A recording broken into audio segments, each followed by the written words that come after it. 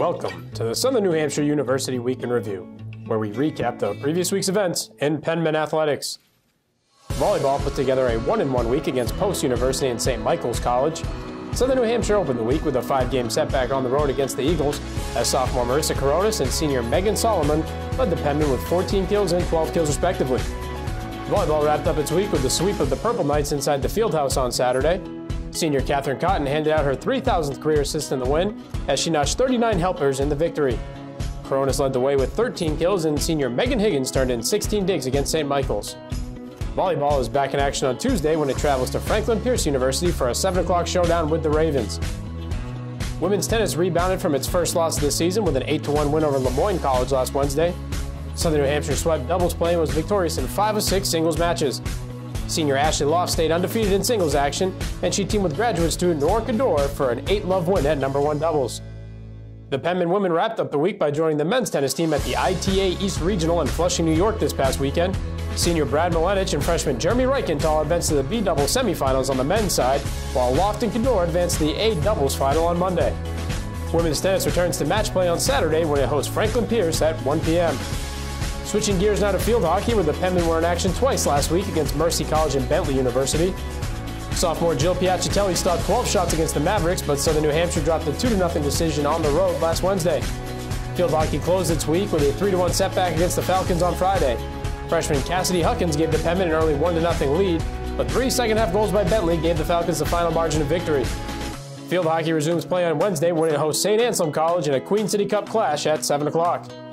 Women's soccer upped its record to 4-1 on the year with a pair of road wins against American International College and Southern Connecticut State University.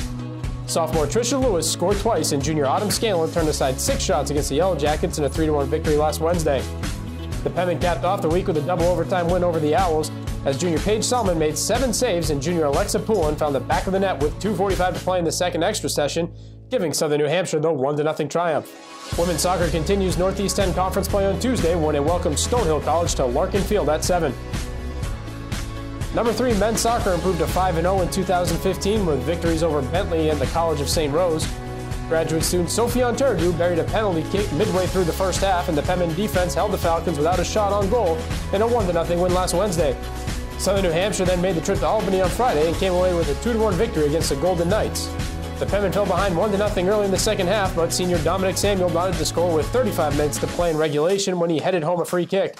Southern New Hampshire potted the game winner with just under 10 minutes to play to seal the win and pick up 3 points. Men's soccer continues its schedule on Wednesday with a 4 o'clock kickoff at Stonehill. Women's golf hosted the Lady Penmen Invitational at Lake Sunapee Country Club this weekend, and Southern New Hampshire carded a 5th-place team finish.